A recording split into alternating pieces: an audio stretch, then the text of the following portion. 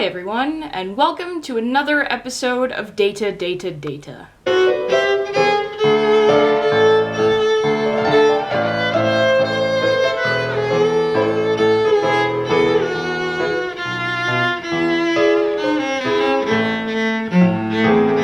As you can see from the title, today we'll be talking about the dying detective.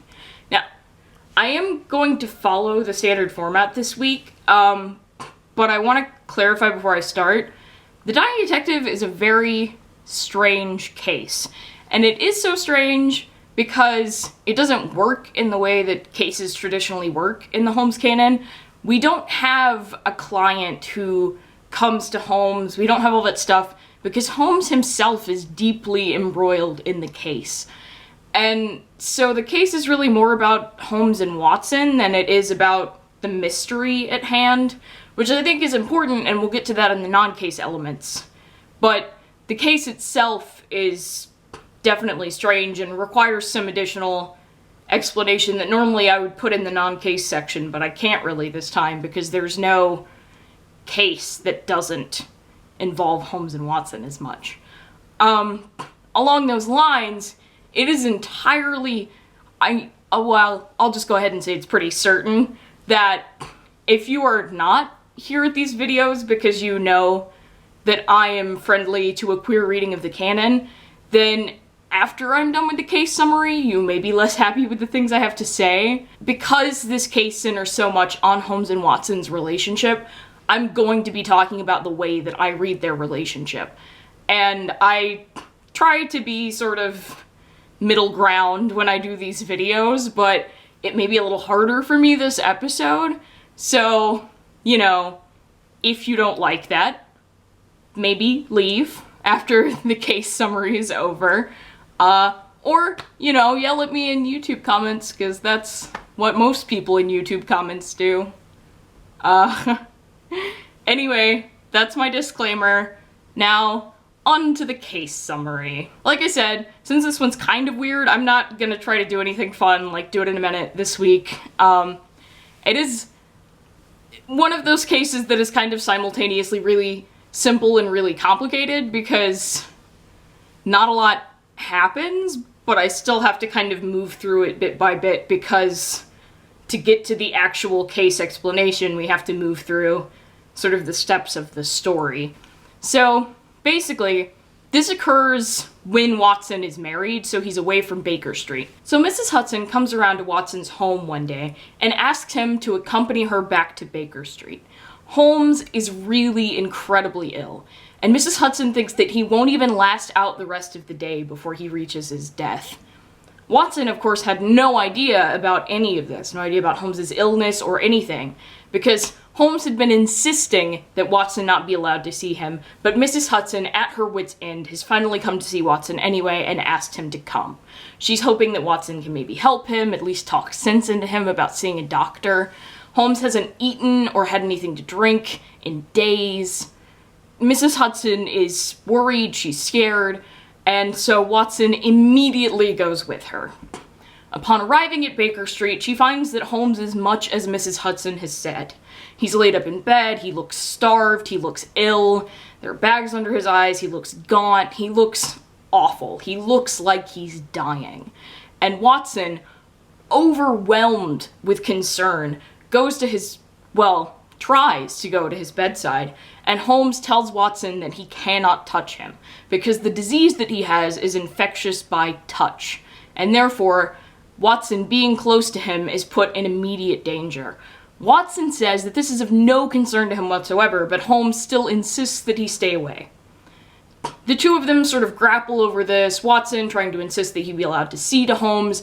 Finally, Holmes says that he has no confidence in Watson's ability as a doctor to see to his disease, because his disease is of an Eastern nature and he thinks that Watson isn't familiar with it. He names the disease, and Watson admits that he's never heard of it. Therefore, Holmes gets his reasoning to keep Watson far away from his bedside. Watson, however, then goes on to say that he should bring some other doctor. He starts naming doctors.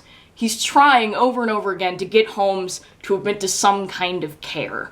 Watson, finally, fed up with Holmes's arguing, insists that he's going to go and fetch the best doctor he thinks will suit Holmes's condition.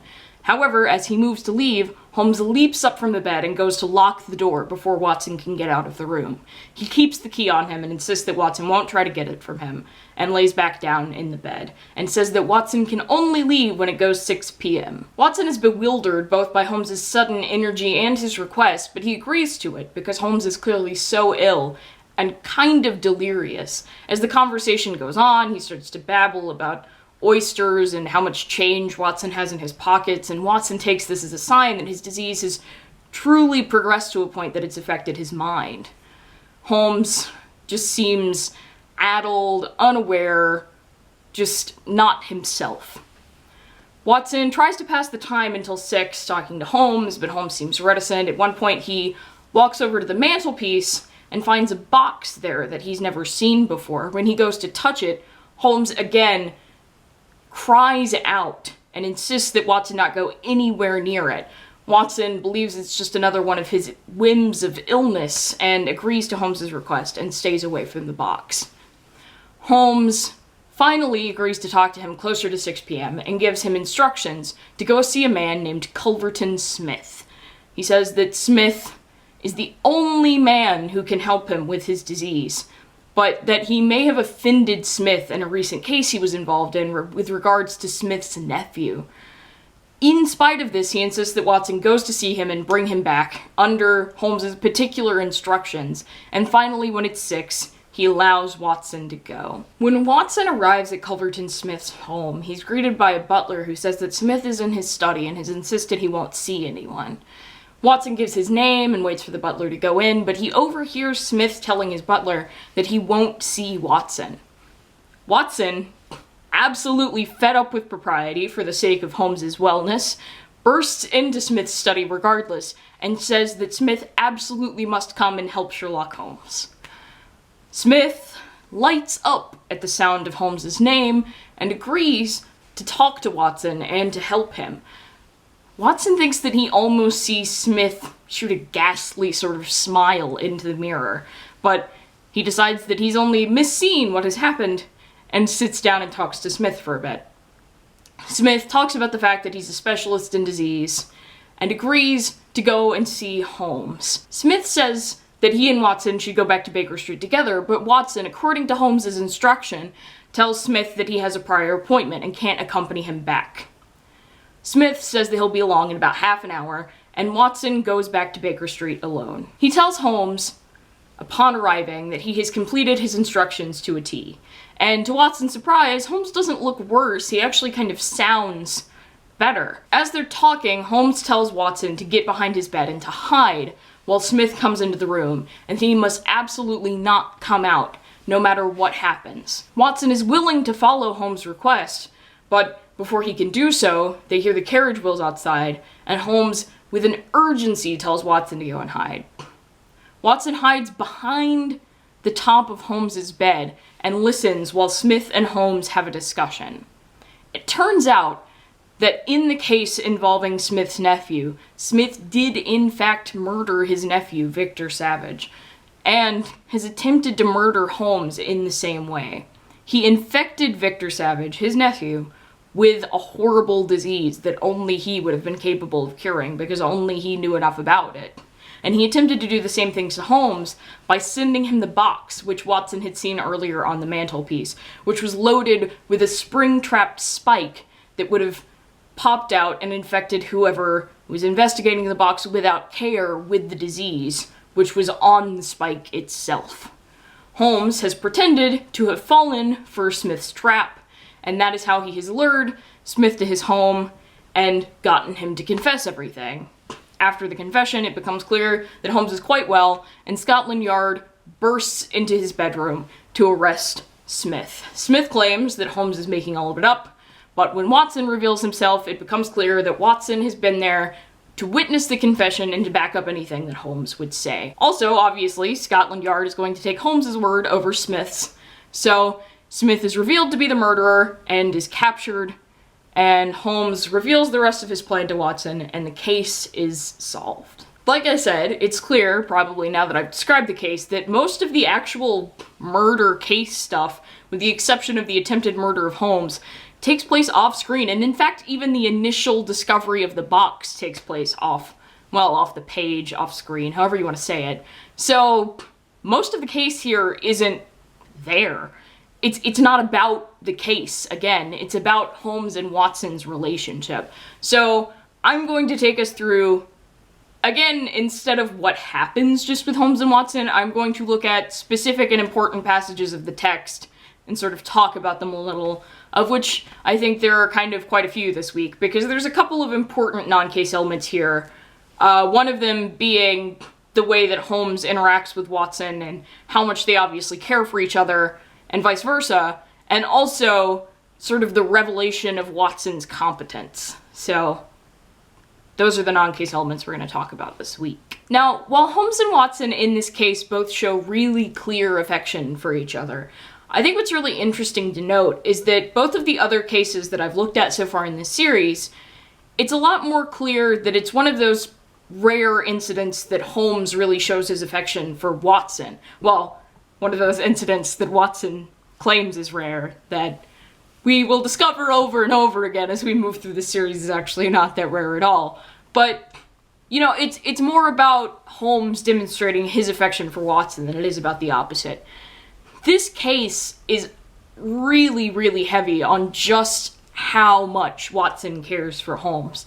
Watson is very explicit in a lot of his terms, in a way that he isn't anywhere other than maybe the Three Garridebs, where he also makes it really clear that he returns Holmes's affections to the same equal kind of level. But here, I think it's just really important to note some of the times that Watson makes clear his own affections in this particular case. Which you could argue that he does all the time just by writing the stories the way that he does. But it's rare that we get these kind of admissions because we are looking through Watson's eyes, and I think Watson is often being careful about what he says. So I'm going to look at a couple different quotes about both or either of them, or from both or either of their perspectives.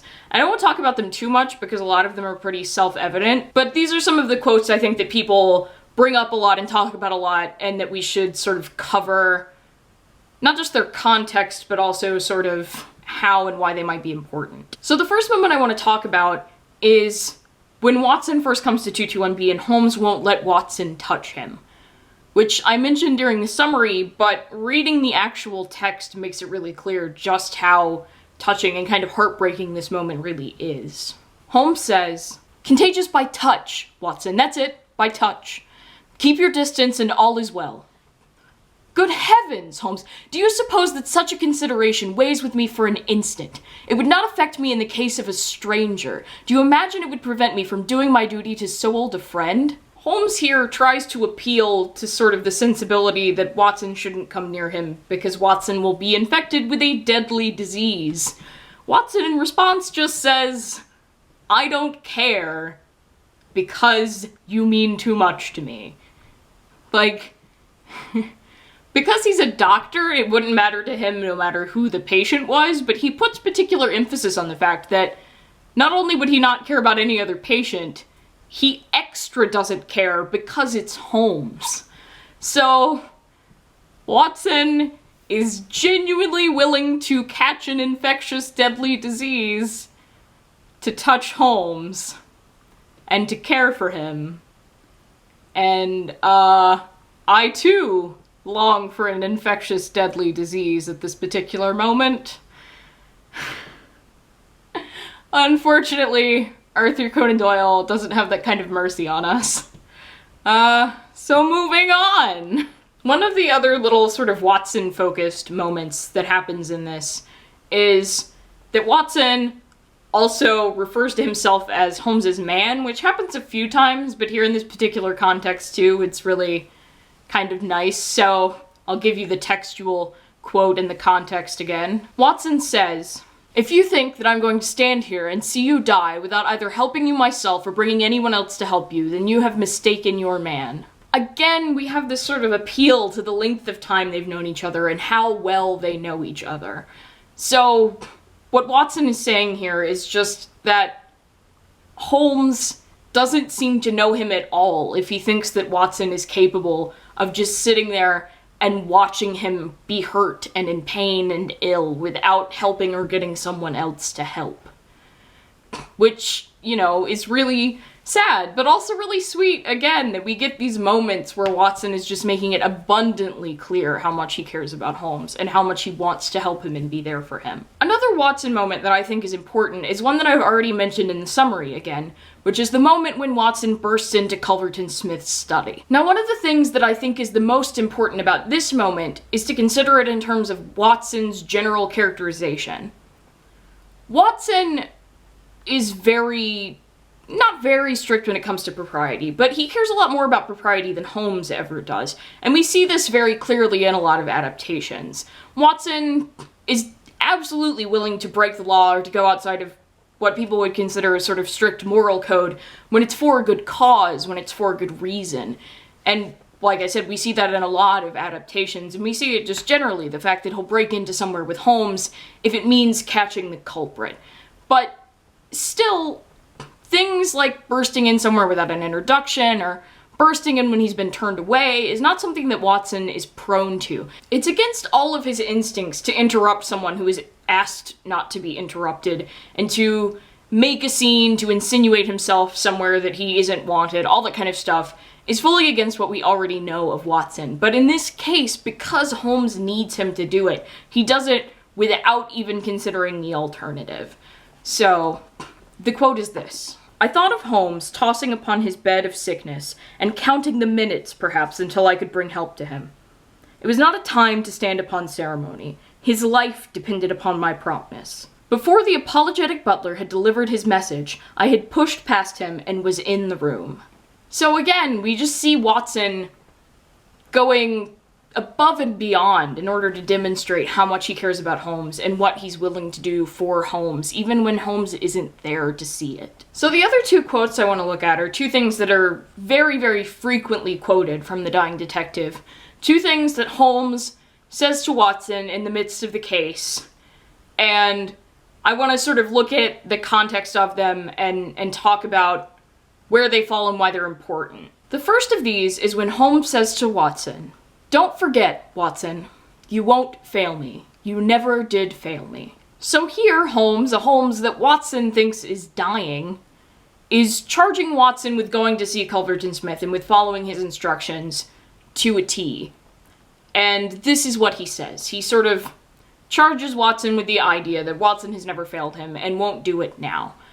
Now, I guess the more cynical interpretation of this quote would be to say that Holmes is sort of manipulating Watson, but I don't think he is, because I don't think he would find it necessary.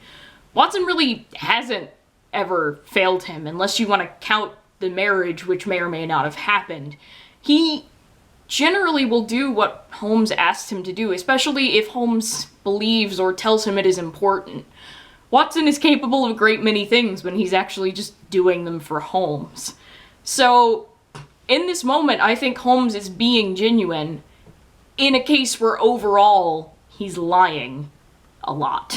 I think this is one of the few moments in The Dying Detective where Holmes isn't putting on at all. He's using this moment to reveal some of his actual feelings because he has the excuse of illness. The other quote I want to look at is another one of the very often quoted ones, which is when Holmes is asking Watson to hide, and he hears Culverton Smith's carriage outside of 221B, and immediately says to Watson, "Quick, man, if you love me." God, what a line. So obviously we all know why it's quoted all the time, right? It is the one and, like, only time in canon that we have explicit use of the word love in relation to Holmes and Watson. It's a lot. I think one of the most important things about it, too, is that it's so deeply instinctual. Holmes is already telling Watson to hide, but when he hears the carriage, it brings an urgency into the situation that he hadn't thought was there. And instead of just saying, "Quick, do it," he says, "Quick, Watson, if you love me." Like it's the same thing. And, you know, man, Arthur Conan Doyle, no mercy. No mercy at all, huh? Just keeping at it. That's fine.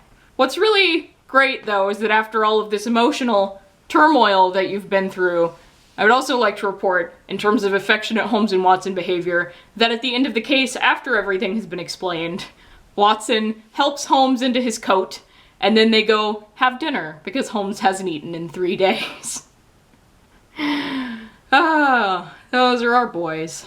So, like I said earlier too, the other thing I want to talk about in terms of actual canon context here is how much this case reveals Watson's competence. Now, Holmes himself says in later cases that Watson is often hiding much of his own skill and accomplishment in talking so much about Holmes's. And in this case, Watson isn't hiding much at all, and neither is Holmes, really. Both of them explicitly state that he is a really good doctor. He's really good at his job. And it's drastically important to why the case happens the way it does. So I want to look at some specific quotes about that, just to make sure we all know Watson is great. One of the first things that we have is Watson explicitly admitting his own capability, which I think is really interesting. And it's a particular kind of admission of capability, and that's why I want to look at it. So Watson writes, "I have so deep a respect for the extraordinary qualities of Holmes that I have always deferred to his wishes, even when I least understood them. But now all my professional instincts were roused. Let him be my master elsewhere. I at least was his in a sick room." So this quote is really, really, really interesting, at least to me, hopefully to everyone else. Basically, Watson is saying that even though he knows that Holmes is super extra intelligent and Watson generally defaults to whatever Holmes is saying or wishes for, in this particular case, because Holmes is ill, Watson knows that he knows better than Holmes. This is not just a level of like, Holmes is ill, so I know I'm better than him right now because he's sick. It's just that Watson knows that he's a better doctor, with a better doctoral type of knowledge than Holmes can ever be. Holmes's knowledge of anatomy is unsystematic, as we find out from the list, which is only partially accurate. And all that kind of stuff, you know, we have this knowledge that while Holmes knows a lot of things, he doesn't know what Watson knows and how he knows it. And Watson knows that his knowledge is superior to Holmes's in this one particular area, which I think is really, really interesting, because we don't really see that admission happening a lot, at least not as explicitly verbally as we do here. Now, the next two quotes I think I want to sort of look at together, because the case itself is framed in such a way that it reveals Watson's competence. Because the reason that Holmes has had to hide his illness from Watson and has tried to keep Watson away from him is because Watson is such a good doctor that if he got too close or knew too much, he would immediately realize that Holmes was trying to trick him. He would realize that it's a trick. The case of the dying detective itself happens the way it does precisely because Watson is too good at his job. So I'm going to look at two quotes right now, well, two moments in the story. The first of which is Holmes trying to tell Watson to stay away from him because he doesn't trust him, and then later at the end of the case revealing that the opposite is true. Holmes says to Watson early on in the case, "You are only a general practitioner with very limited experience and mediocre qualifications. It is painful to have to say these things, but you leave me no choice." I was bitterly hurt. Later on, Watson says, "But why would you not let me near you, since there was in truth no infection?" Can you ask, my dear Watson?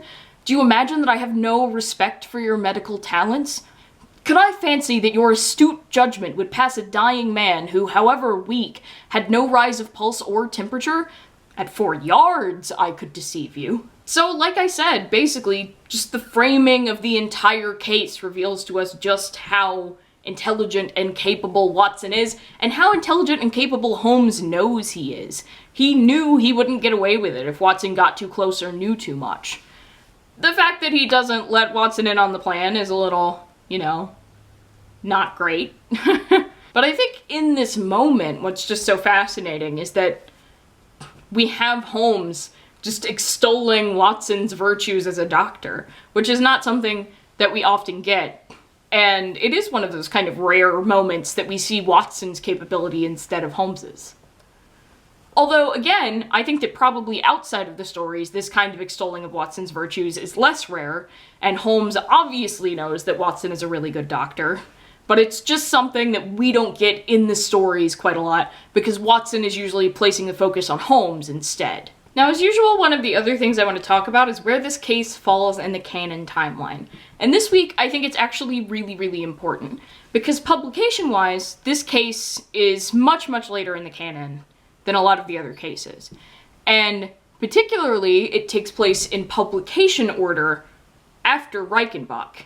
However, unless you're working along the lines of the two-marriage theory, which is a theory, I guess. And although I think also that Watson hasn't actually gotten remarried in publication order either at this point, the point being, Watson says that this case takes place a year into his marriage. And if we're assuming that he means his marriage to Mary Morstan, this means that this case actually took place before Reichenbach and before Holmes faked his death. And I placed it in my canon timeline in November of 1889, which is 2 years before Reichenbach occurs, because Reichenbach happens in 1891. The November, in terms of the month, is explicit in the story. Watson says it is a November day. The year is only hinted at due to Watson probably getting married in 1888 to Mary Morstan, if he got married. But, you know, according to the stories, he got married probably around 1888, and a year into his marriage would be 1889. So I think it's important because this type of Holmes not letting Watson in on the plan and letting Watson actually think he's dying is excessively cruel if it's after Holmes has already faked his death.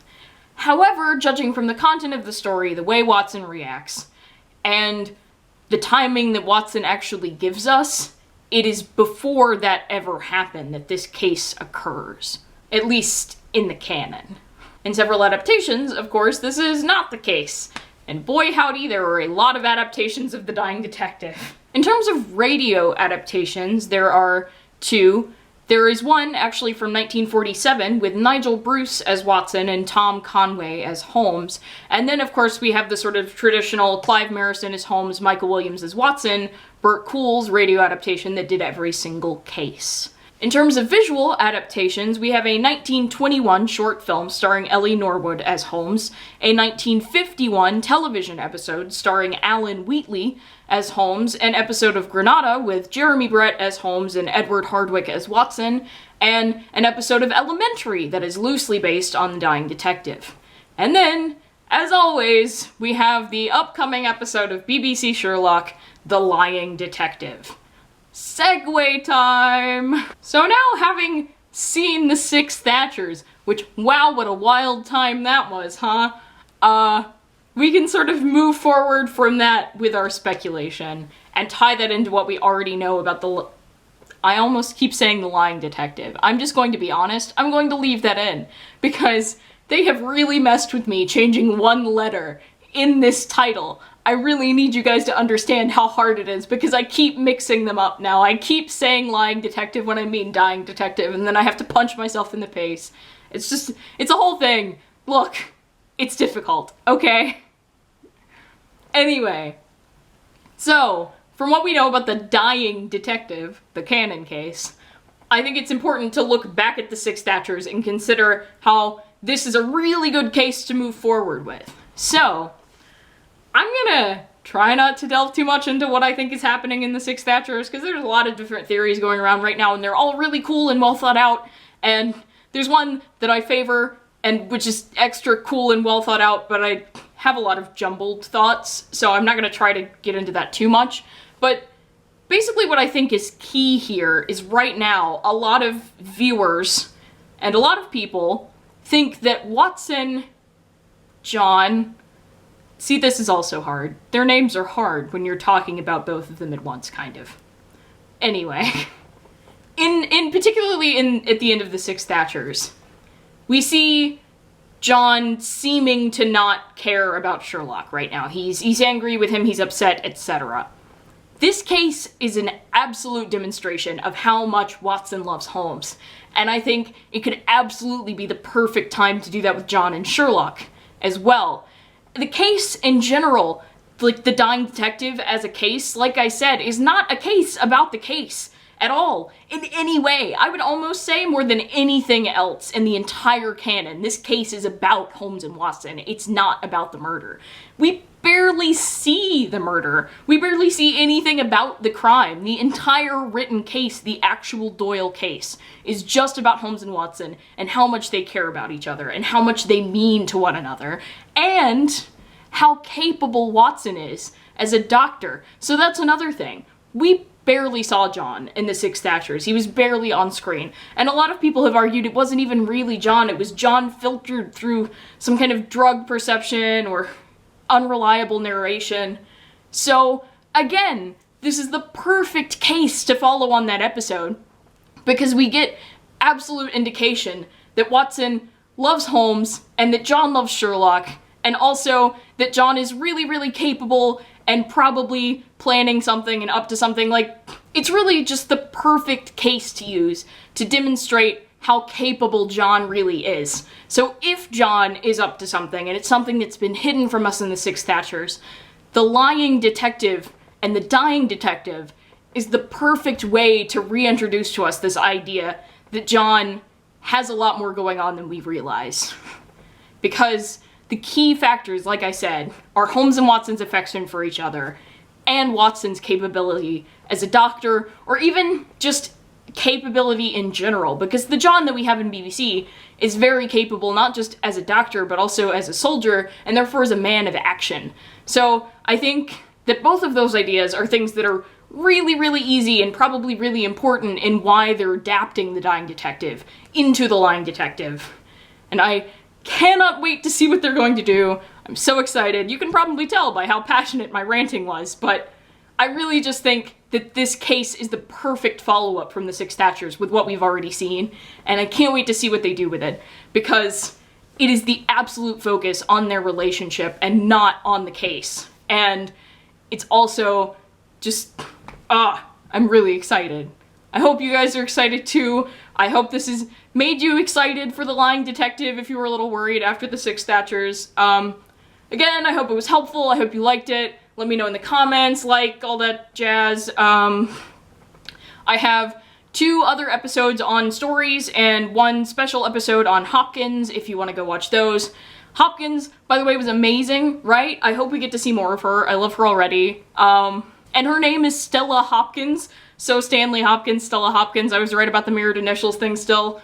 Just, things are going really great. This is all of my Sherlock enthusiasm that is flying out of the screen at you right now. I'm really sorry about that, but I'm also really excited, and I hope you guys are too. Until next time, bye!